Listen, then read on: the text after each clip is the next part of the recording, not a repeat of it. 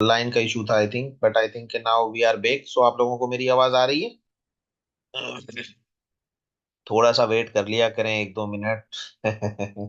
आप सब लोग जो है बड़ा जल्दी जो है ना वो बना लेते हैं। देखें, मैं जब आप लोगों को बोल दिया कि 2 सेशन तो मैं लूंगा ही लूंगा ना, ये तकरीबन 2 सेशन तो आप दोनों, आप सब माइंड बना ले अपना कि 2 सेशन आप लोगों के पर डे तो चलेंगे, ठीक है, मिनिमम।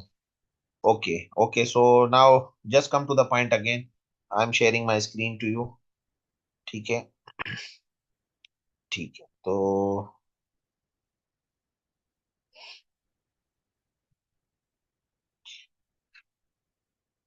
स्लो हो जाती है ना सर्विस, एक्चुअली ये बड़ा इशू है। Anyway, just wait.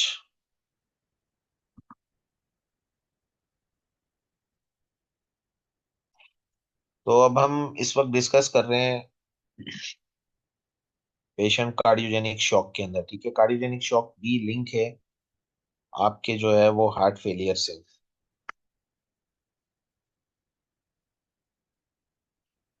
Don't know why it's hanging, just a minute, मेरा पीपीटी क्यों नहीं चल रही?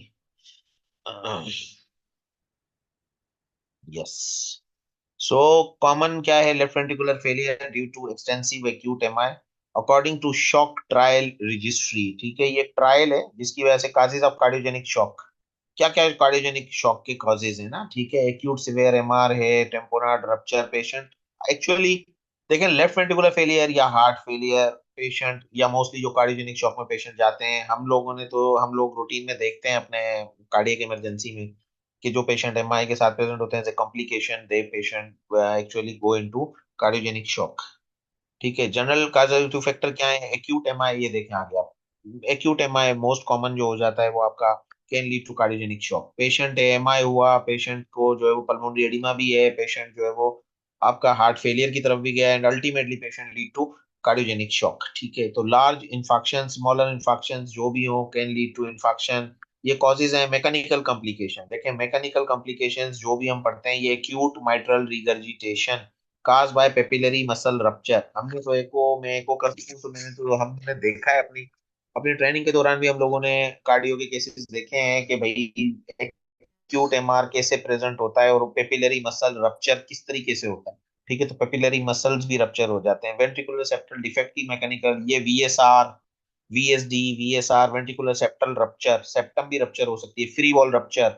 ठीक है, पेरिकार्डियल टेम्पोनार्ड एंड आरवी इंफार्क्ट, ये मैकेनिकल कॉम्प्लिकेशंस हैं। ठीक है, और दूसरी कंडीशंस भी एसोसिएटेड होती हैं, लाइक मायोकार्डाइटिस, इन्फेक्शंस मैंने आप लोगों को जैसे बताया, हाइपरट्रोफिक ऑब्स्ट्रक्टिव कार्डियोमायोपैथी। ठीक है, माइट्रल स्टेनोसिस, एलेमिक्सोमा। एलेमिक्सोमा भी हम लोगों ने देखा है। ठीक है, एको में अगर देखेंगे तो एक बड़ा मास नजर आएगा आपको लेफ्ट एट्रियम में, मोस्टली वो एलेमिक्सोमा होता है। ठीक है, तो जिसको हम कहते हैं cardiac tumour, a myxoma is your cardiac tumour. Acute mitral regurgitation, again वो दे रहा है कि mitral regurgitation acute can lead to cardiogenic shock, chordal rupture. So these are the conditions that are actually basically associated. Septic shock with severe myocardial depression, prolonged cardiopulmonary bypass, bypass के patient भी shock में जा सकते हैं। ठीक है, myocardial कंट्यूजन्स, एक दो पेशेंट्स हमने ऐसे भी देखे थे जो मजदूर थे बेचारे, और उनको जो है वो एक अभी रिसेंटली मैंने एक एको किया था अपने कराची के अंदर ट्रोमा सेंटर में। एक पेशेंट आया और वो मजदूर था और ऊपर वो काम कर रहा था, देन नीचे आप लोगों को पता है कि जो लोहे के सरिये होते हैं वो पड़े हुए थे, और पेशेंट को वो लोहे का सरिया जो है वो पूरा हार्ट साइड पे क्रॉस कर गया। ठीक है, तो मायोकार्डियल कंट्यूजन्स भी जो है ना ट्रोमेटिक होती हैं, तो कार्डियोजेनिक शॉक में जाएगा पेशेंट। ठीक है, ये पैथोफिजियोलॉजी, ये क्या होता है मायोकार्डियल इन्फाक्शन कैसे होता है, पूरी साइकिल है। कार्डियक आउटपुट, स्ट्रोक वॉल्यूम सब कम होगा। सिस्टोलिक में क्या होगा, डायस्टोलिक में क्या होगा। ठीक है, ये देख सकते हैं आप, सिस्टोलिक मायोकार्डियल डिसफंक्शन हुआ, मायोकार्डियल इंफाक्शन हुआ, मायोकार्डियल डिसफंक्शन हुआ, this lead to diastolic failure, systolic failure. Systolic failure में क्या क्या चीजें कम होंगी? ठीक है ना, कि कार्डियक आउटपुट भी कम हो गया, स्ट्रोक वॉल्यूम भी कम हो गया, पेशेंट हाइपोटेंशन में गया है, तो दिस इज अ मैकेनिज्म। ठीक है, ये पूरी साइकिल है कि कैसे जो है ना ये लीड करेगा टुवर्ड्स डेथ। एंड में जाके तो डेथ से ही जो है ना वो मैच होगा। तो M I can lead to death, किस तरीके से लीड करेगा, ये पूरा मैकेनिज्म। ठीक है, उसके अलावा भी एमआई सिर्फ सिस्टोलिक और डायस्टोलिक तक महदूद नहीं है, ये आपकी सिस्टमिक इन्फ्लेमेशन भी करेगा, इन्फ्लेमेटरी साइटोकाइंस रिलीज होंगे। ऑब्वियसली पेशेंट को एमआई हुआ है तो ये आपका इन्फ्लेमेट इम्यून रिस्पॉन्स तो एक्टिव होगा ना। तो ये किस तरीके से लीड करेगा, कंपेंसेटरी वेसोकंस्ट्रिक्शन करेगा, और सारी चीजें compensatory mechanism. Evidence of hypoperfusion, low cardiac output मिलेगा, मैनिफेस्टेड बाय कैसे, साइनस टेकिकार्डिया, लो यूरिन आउटपुट। देखें जहां पे शॉक की बात आए ना, कि पेशेंट चाहे फिर सेप्टिक शॉक में है, चाहे पेशेंट हाइपोवोलेमिक शॉक में, किसी भी शॉक में आप यूरिनरी आउटपुट को जो है ना वो नजरअंदाज नहीं कर सकते। तो टेकिकार्डिया एक low urinary output and cool extremities and abrupt onset of squeezing और heavy substantial chest pain, the pain में रेडिएट टू लेफ्ट आर्म।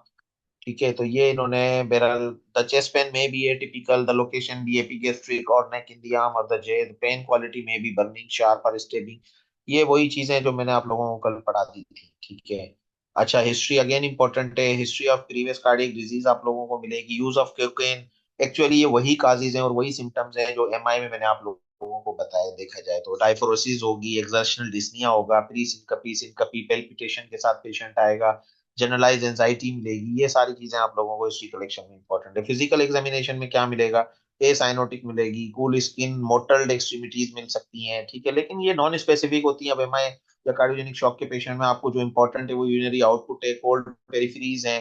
ठीक है, हाँ, पल्मोनरी एडिमा में अगर आपका पेशेंट है तो वो आपको देखना है, pulmonary oedema also may be present.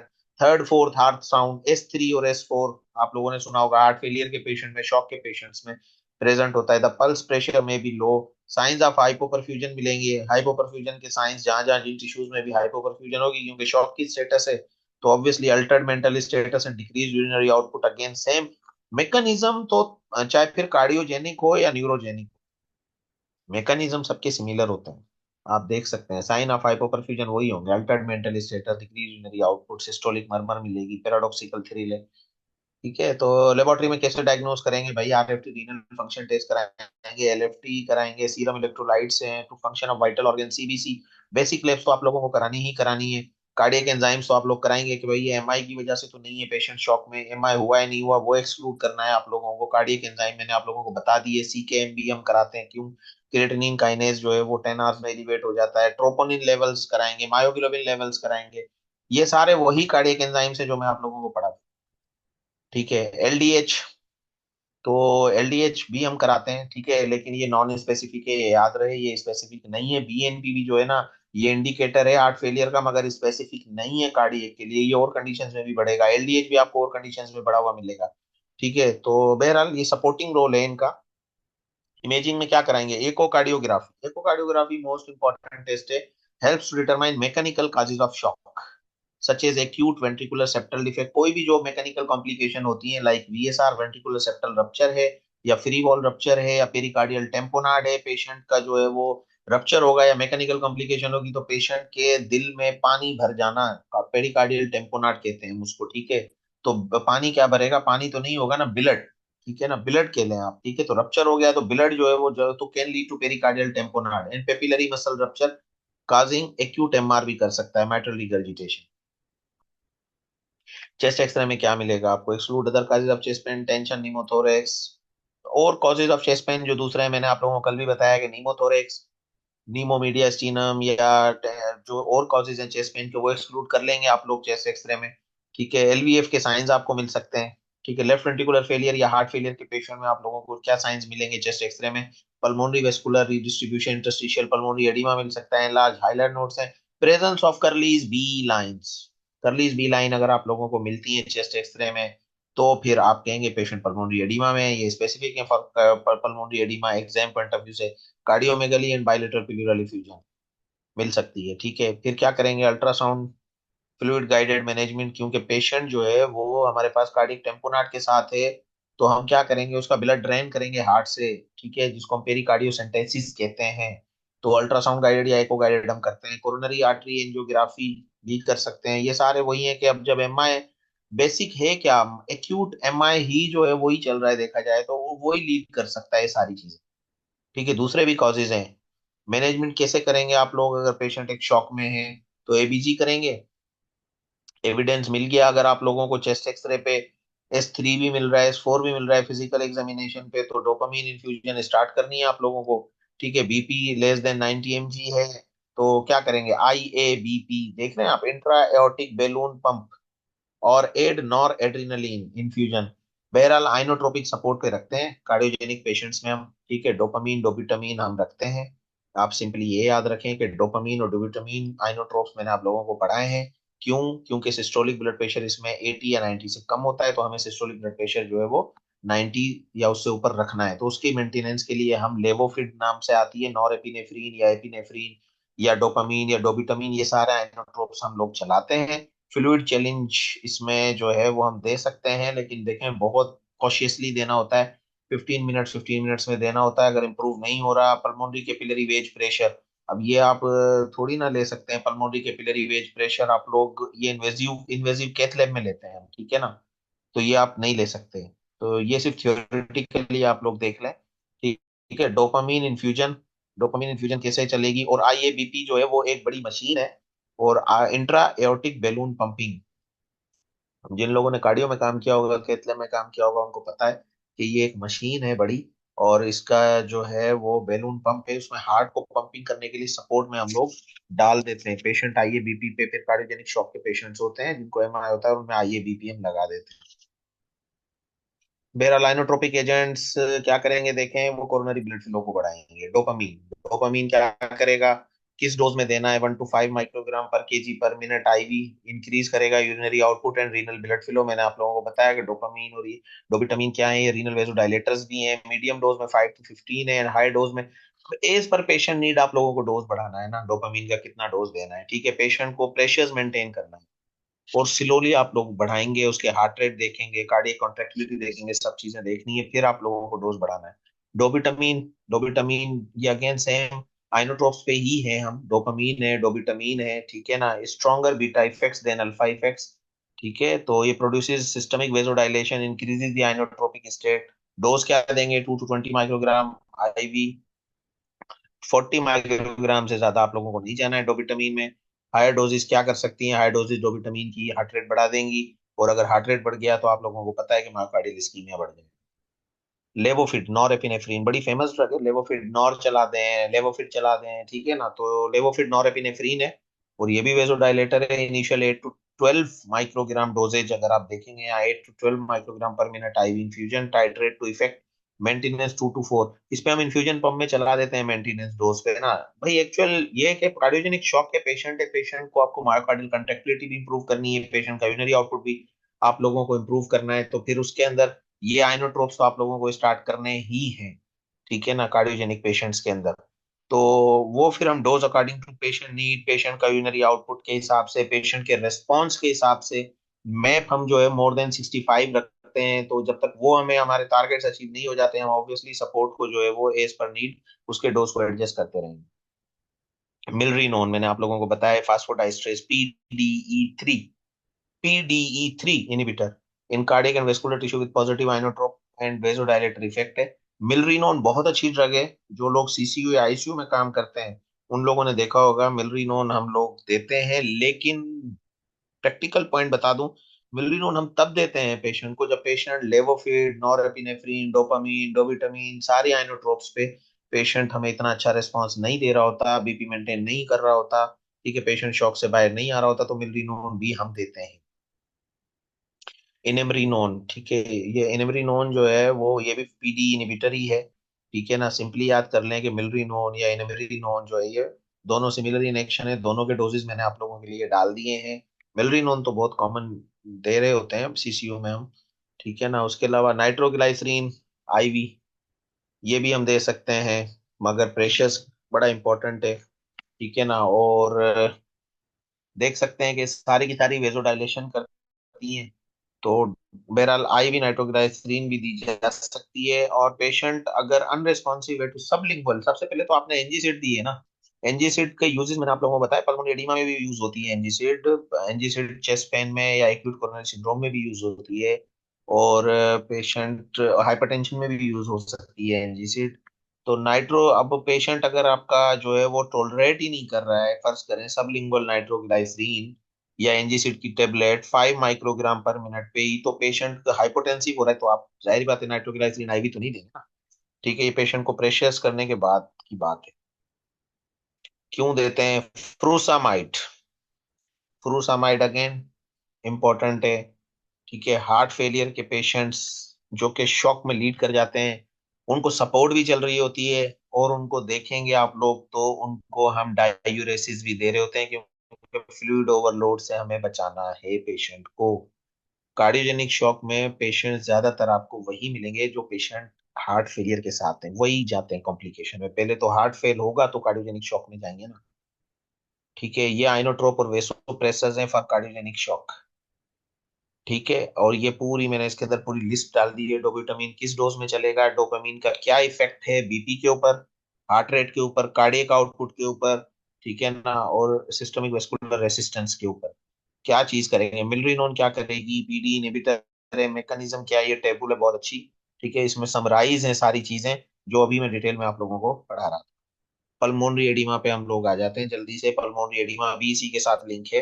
ठीक है, पल्मोनरी एडिमा दो टाइप के होते हैं, ये याद करना है। कार्डियोजेनिक पल्मोनरी एडिमा, एक नॉन कार्डियोजेनिक पल्मोनरी एडिमा है। आप लोग ये टर्म सुनेंगे अक्सर करके कि इस पेशेंट को नॉन कार्डियोजेनिक पल्मोनरी एडिमा है, इस पेशेंट को कार्डियोजेनिक पल्मोनरी एडिमा है। तो ये चीजें आप लोगों को याद होनी चाहिए। पल्मोनरी एडिमा सिंपल है, फ्लूइड एक्युमुलेशन है लंग्स, लंग्स में फ्लूइड एक्युमुलेट हो गया, उसी वजह से जो है ना extravasation of fluid from pulmonary vasculature into interstitium and alveoli of lung. ठीक है ना, वाटर लंग भी कहते हैं इसको हम।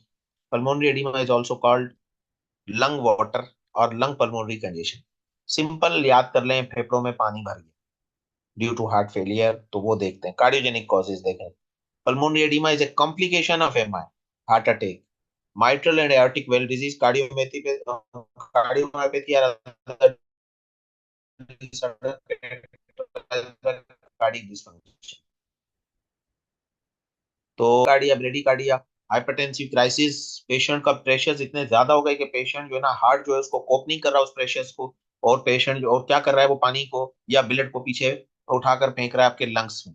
ठीक है, तो वो भी पल्मोनरी एडिमा है। सब वेलवुलर हार्ट डिजीजेस होती हैं जिसमें माइट्रल स्टेनोसिस है, माइट्रल रिगर्जिटेशन है, ये सारे disease can lead to fluid overload. ठीक है, ये सारी की सारे काजेज है। नॉन कार्डियोजेनिक में क्या क्या काजेज है, नॉन कार्डियोजेनिक में देखें लंग इन्फेक्शन। ठीक है, तो ये कार्डियोजेनिक इन ओरिजिन नहीं है। Pulmonary oedema is just not limited for cardiogenic patients, they can occur into lung infections, exposure to toxins, chlorine, ammonium, kidney disease, failure to remove waste, kidney failure के patient में आप लोगों को मिलेगा, मगर उसमें नॉन कार्डियोजेनिक मिलेगा आप लोगों को। स्मोक इनहेलेशन, किडनी के पेशेंट में कार्डियोजेनिक भी मिल सकता है, पर वो सारा आप लोगों को देखना होगा कि भाई इसका ईएफ कितना है, इसकी एको की रिपोर्ट्स क्या है। जब हम कॉम्प्लिकेटेड पेशेंट्स को कर रहे होते हैं तो हमारे पास पूरी सब डिटेल्स होती हैं, सारी लेब्स होती हैं, फिर हम डिसाइड करते हैं कि ये पेशेंट कार्डियोजेनिक में है, नॉन कार्डियोजेनिक में है। ठीक है, लेकिन मोस्टली अगर सिर्फ किसी पेशेंट को एक्यूट किडनी फेलियर है और उस वजह से पल्मोनरी एडिमा में गया है तो वो मोस्ट लाइकली नॉन कार्डियोजेनिक है। प्रीवियसली उसको उसकी अगर इस्कीमिक हार्ट डिजीज की हिस्ट्री नहीं है तो smoking inhalation, smoking can lead to non cardiogenic pulmonary. High altitudes, बहुत सारे लोगों को सांस होता है जब वो बहुत ऊंचाई पर जाते हैं, सुना होगा आप लोगों ने। ठीक है, हाइपर वेंटिलेशन सिंड्रोम जिसको बोलते हैं, तो this can all lead to non cardiogenic pulmonary oedema. Pathophysiology क्या है, fluid backs up in the veins of lung, पानी जो है वो पीछे जमा हो जाता है लंग्स की वेन्स।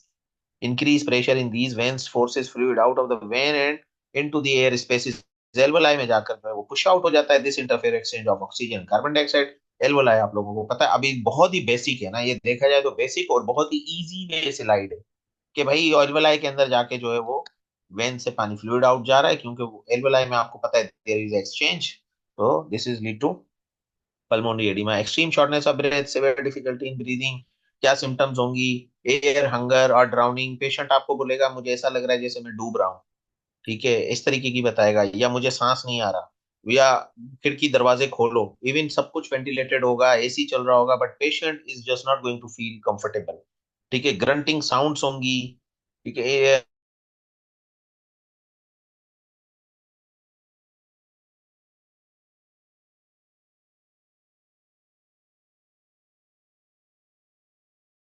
रेल्स, रेल्स हम कहते हैं कि अगर आप पेशेंट का चेस्ट को ऑस्कल्टेट करेंगे तो आप लोगों को एक बबलिंग साउंड है जिसको हम क्रैप्स कहते हैं। रेल्स कह लें या क्रैप्स कह लें, ठीक है, तो वो इसमें कॉमन मिलेंगे आपको। ठीक है, रेस्टलेसनेस है, वीजिंग, एंजाइटी है, कफ है, ये सारे सिम्टम्स आप लोगों को मिलेंगे पेशेंट के पल्मोनरी एडिमा में। साइन में क्या मिलेगा, listening to chest with stethoscope में show crackles in the lungs और एबनॉर्मल हार्ट साउंड्स, वही आ गया, क्रैकल शो करेगा जब ऑस्कल्टेट करेंगे आप। आपको ऐसा लगेगा जैसे पानी के बुलबुले अंदर जो है ना, इस तरीके का साउंड आप लोगों को आएगा। तो दिस इज शोज के चेस्ट एक्सरे पे क्या मिलेगा, फ्लूइड अकुमुलेशन मिल जाएगी। एकोकार्डियोग्राम में क्या मिलेगा, ठीक है ना, एकोकार्डियोग्राम ज्यादा जो है ना, एकोकार्डियोग्राम में भी perform in addition chest x ray. Test क्या क्या कराएंगे आप पल्मोनरी एडिमा में, history collection, physical examination, exertional dyspnoea, orthopnoea, aspiration करेंगे अगर कोई आपको लग रहा है डायरेक्ट चेस्ट इंजरीज हैं। बहरहाल जनरल जो है वो चीजें हैं ये हिस्ट्री कलेक्शन और फिजिकल एग्जामिनेशन पे। एकोकार्डियोग्राम में show weak heart muscle, AEF ejection fraction कम दिखाएगा। एकोकार्डियो में आपको पता चल जाएगा, फ्लूइड भी नजर आ सकता है, ठीक है, सराउंडिंग दी हार्ट, जिसको हम पेरिकार्डियल इफ्यूजन कहते हैं या पेरिकार्डियल टेम्पोनाड में पेशेंट जाता है। ठीक है, cardiac catheterization shows the visualization of heart and cardiomegaly. Chest x-ray क्या नजर आएगा, फ्लूइड इन और around the lung space and enlarge heart, cardiomegaly मिलेगी। क्योंकि अगर कार्डियोजेनिक पल्मोनरी एडिमा है तो आप लोगों को कार्डियोमेगली मिल सकती है पेशेंट में, ठीक है, और फ्लूइड भी मिलेगा। और इलेक्ट्रोकार्डियोग्राफी पे क्या मिलेगा, ईसीजी में there will be changes in the rhythm of heart, ठीक है, लो वोल्टेज ईसीजी मिलती है। ठीक है, हम लोगों को जब पानी जमा हो जाता है अंदर हार्ट के गिर्द या उसमें, तो हमें लो वोल्टेज ईसीजी। एबीजी में क्या मिलेगा, hypoxia, hypocapnia initially and hypercapnia in later stages with respiratory and metabolic acidosis. कैसे मैनेज करेंगे, कैसे मैनेज करेंगे, देखें, याद कर लें सिंपल। पानी जमा है तो डायूरेसिस तो करनी है ना। Medical emergency, do not delay treatment, hospitalization immediate treatment है, oxygen is given by mask through ETTA या यूजिंग मैकेनिकल वेंटिलेशन। लेकिन बहरहाल प्री लोड कम कर दें, आफ्टर लोड कम कर दें पेशेंट का, पेशेंट सही हो जाएगा। प्री लोड कैसे कम करेंगे, डायूरेटिक्स, लेसिक्स लेसिक्स लेसिक्स, ठीक है। और वेजोडाइलेटर और वेजोडाइलेशन से किसे करेंगे, नाइट्रोग्लाइसरीन हम दे सकते हैं प्रेशर चेक करके। आफ्टर लोड रिड्यूसर में वेजोडाइलेटर आ जाते हैं आपके, सोडियम नाइट्रोक्लोराइड है या और आफ्टर लोड्स होती हैं ड्रग्स, वो जो कम करती हैं, जैसे के आरबीज है, दूसरी ड्रग्स हैं, वो सब मेडिकल ट्रीटमेंट वही है जो एंटी फेलियर ट्रीटमेंट आप लोगों को मैंने बताया, वही प्री लोड और आफ्टर लोड रिड्यूसर्स हैं। और इसमें यही काम करना है, पानी जमा है, पानी को निकालना है, पानी को निकालेंगे तो डायूरेटिक याद रखें, लेसिक्स याद रखें।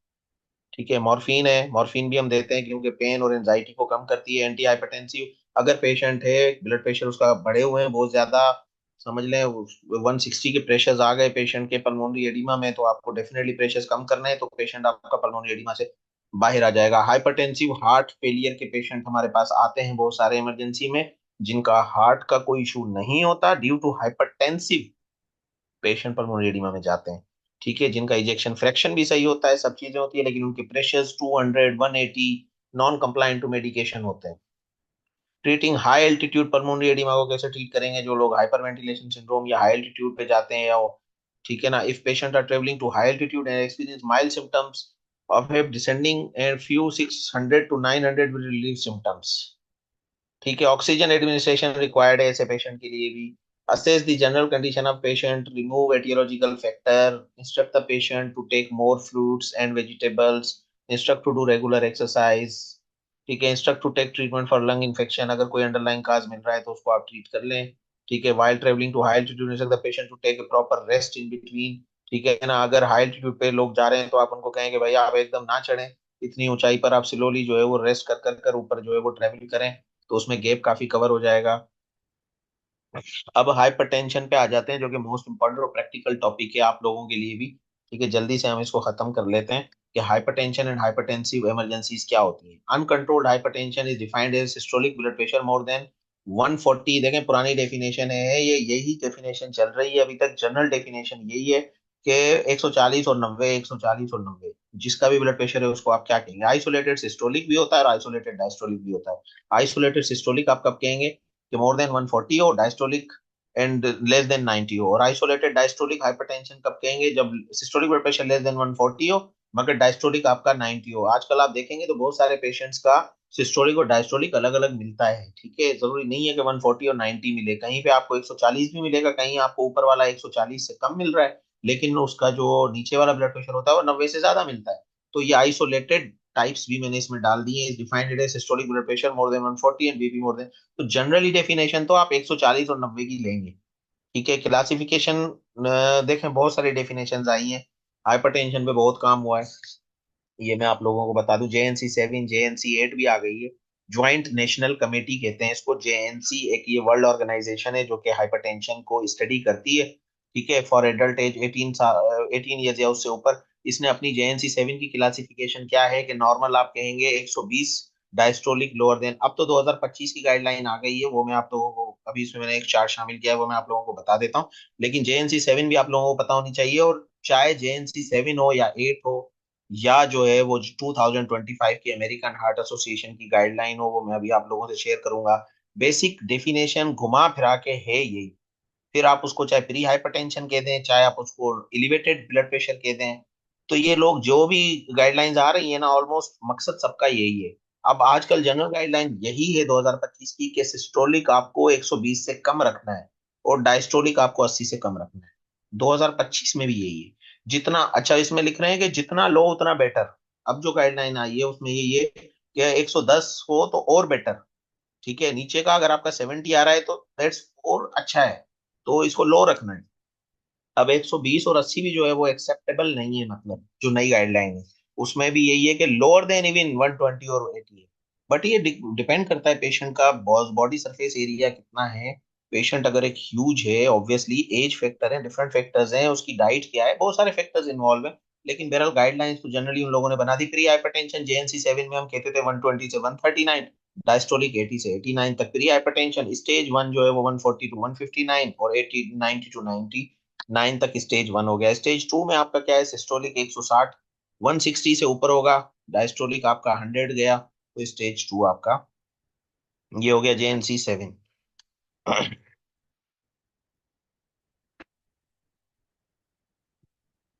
चल रहा, हैंग हो गया लग रहा है कंप्यूटर भी, जो है ना। हाइपरटेंसिव क्राइसिस कब कहेंगे आप? A BP of more than 180 and 120 and may be further characterize है हाइपरटेंसिव इमरजेंसी या अर्जेंसी। देखें, आप लोगों ने पढ़ा होगा hypertensive emergencies and hypertensive urgencies, मगर अब टर्म यूज होती है हाइपरटेंसिव क्राइसिस। ठीक है, फिर hypertensive crisis is further divided into hypertensive emergency and hypertensive urgencies. Hypertensive emergency कब कहेंगे और हाइपरटेंसिव क्राइसिस कब कहेंगे आप? तो आप याद करें कि कोई भी पेशेंट हो, क्योंकि अभी आप लोगों को पता ही नहीं है कि ये पेशेंट हाइपरटेंसिव इमरजेंसी है या हाइपरटेंसिव अर्जेंसी में है, तो आप लोग क्या करेंगे कि सबसे पहले उसका बीपी आपने देखा, पेशेंट का बीपी आया 180 120, तो आप कहेंगे this patient is in hypertensive crisis. अब hypertensive crisis is further divided into hypertensive emergency and urgency. आपको पता है कि अर्जेंसी में एंड ऑर्गन डैमेज नहीं होता, इमरजेंसी में एंड ऑर्गन डैमेज होता है। This is the basic difference between two. 180 और 120 के बीपी के साथ पेशेंट आ गया, अभी आप लेब्स भेजेंगे, आप लोगों को पता ही नहीं है कि पेशेंट का एंड ऑर्गन डैमेज है या नहीं है, तो आप उसको ना ही अर्जेंसी लेवल कर सकते हैं ना ही इमरजेंसी लेवल कर सकते हैं, जब तक कि आप लोगों को ये कंफर्म ना हो जाए कि there is end organ damage. Hypertensive emergency characterized by evidence of impending और प्रोग्रेसिव टारगेट ऑर्गन डिसफंक्शन। वही बात आ गई है, टारगेट ऑर्गन डिसफंक्शन के लिए या एंड ऑर्गन डैमेज के लिए।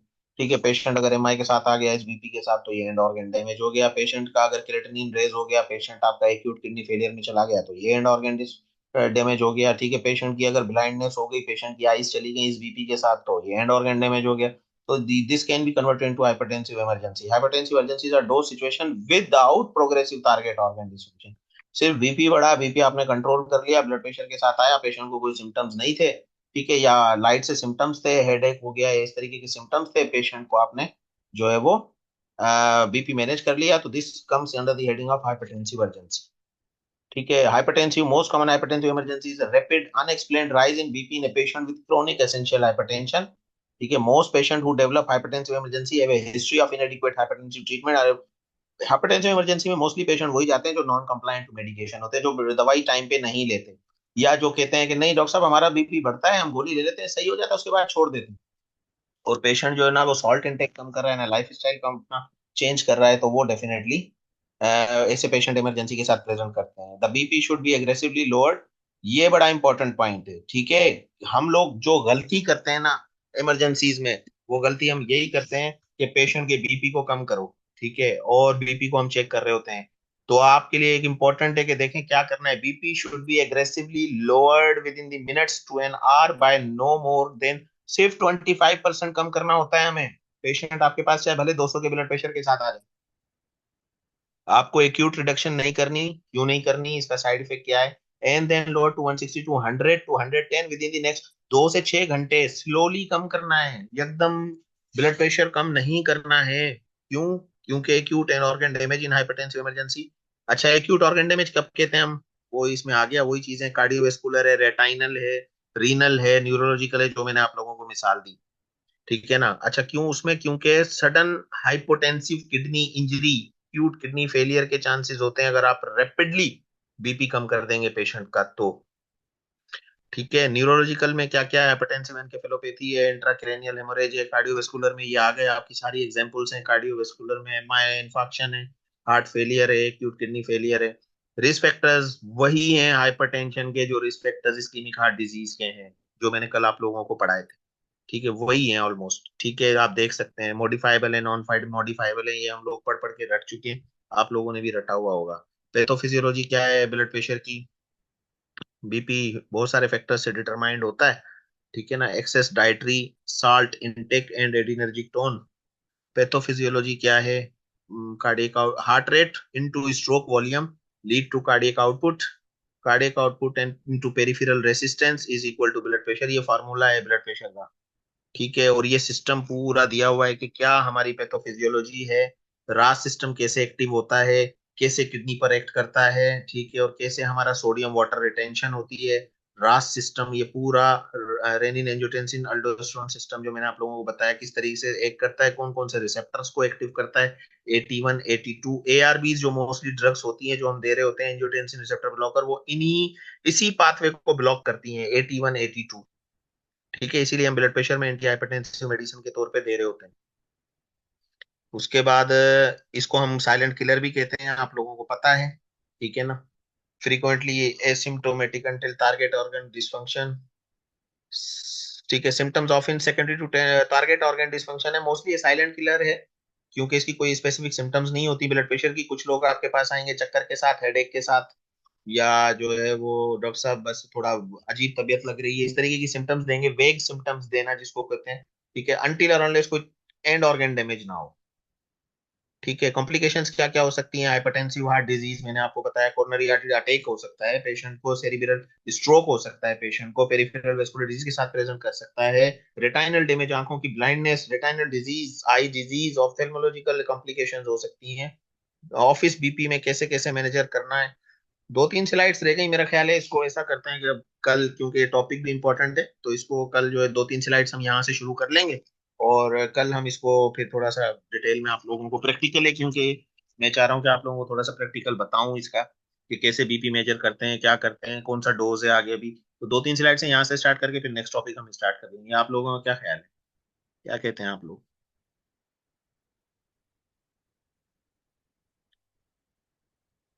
सही है, राइट।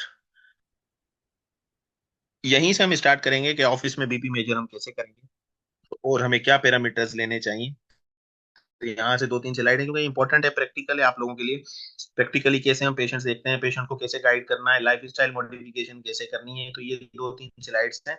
ऑलमोस्ट ये हमारा आज का टॉपिक काफी कंप्लीट हो गया है। कल इंशाल्लाह हम एक यहाँ से स्टार्ट करके देन फिर हम अपना नेक्स्ट टॉपिक है कल इंशाल्लाह कार्डियक एरिथमियाज, इंपॉर्टेंट है तो वो भी डिस्कस कर लेंगे इंशाल्लाह। तो कल कार्डियो कंप्लीट हो जाएगा। सही है, राइट। तो यहाँ तक क्लियर है? आप लोगों को मजा आ रहा है? समझ आई चीजें? क्लियर है?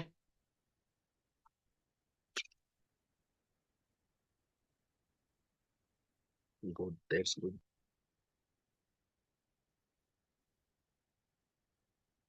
ओके ओके, दैट्स गुड, ठीक है। Okay, so see you tomorrow इंशाल्लाह। ठीक है, आप सब लोग अपना बहुत ख्याल रखिएगा। इंशाल्लाह कल फिर सेम टाइम पे मिलते हैं। ठीक है।